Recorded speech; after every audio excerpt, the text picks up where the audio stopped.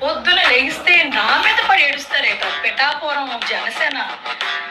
నా కారు కూడా నేను ఇంకా బాగు చేయించుకోలేదురా. ఎవడైతే పగలగొట్టాడో నా కొడుకు దొరికితే గానీ నేను బాగు చేయించుకూడదని అలా ఉన్నాను.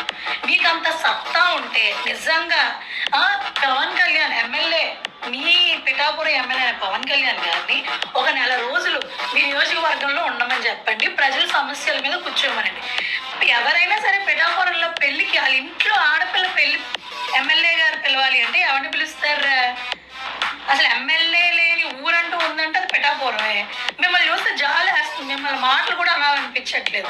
అయినా సరే నన్ను అలాగా అంటూనే ఉంటాను. నీ గురించి మాట్లాడాలంటేనే ఒక్క చిన్న సంస్కారం అడ్డు వచ్చేస్తుంది.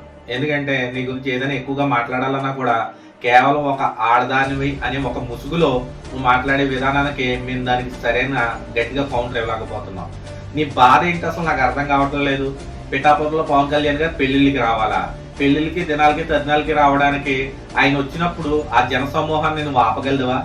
ఒకవేళ నిజంగా పోని ఆయన ఇట్ల మీద దృష్టి పెడితే రాష్ట్రంలో ఉన్నటువంటి ఒక డిప్యూటీ సీఎం హోదాలో ఉండి సమస్యల్ని పరిష్కరించే దిశగా ఆయన 24 గంటలు కష్టపడుతూ ఎక్కడ ఖాళీ లేకుండా పిఠాపురం వచ్చినప్పుడల్లా అక్కడ రివ్యూ తీసుకుని అక్కడ ఏం జరుగుతుంది, అక్కడ సమస్యలు ఏంటి, సోషల్ మీడియాలో వచ్చే వరకు వచ్చిన పోస్ట్ కూడా ఆయన స్పందిస్తూ ఆయన టీం వెళ్ళి అక్కడ వర్క్ చేస్తూ సమస్య తీరుస్తున్నారు. నీకు సమస్య తీర్చడం కావాలా, లేదంటే కనుక ఆయన వచ్చి పిఠాపురంలో కూర్చోవడం కావాలా?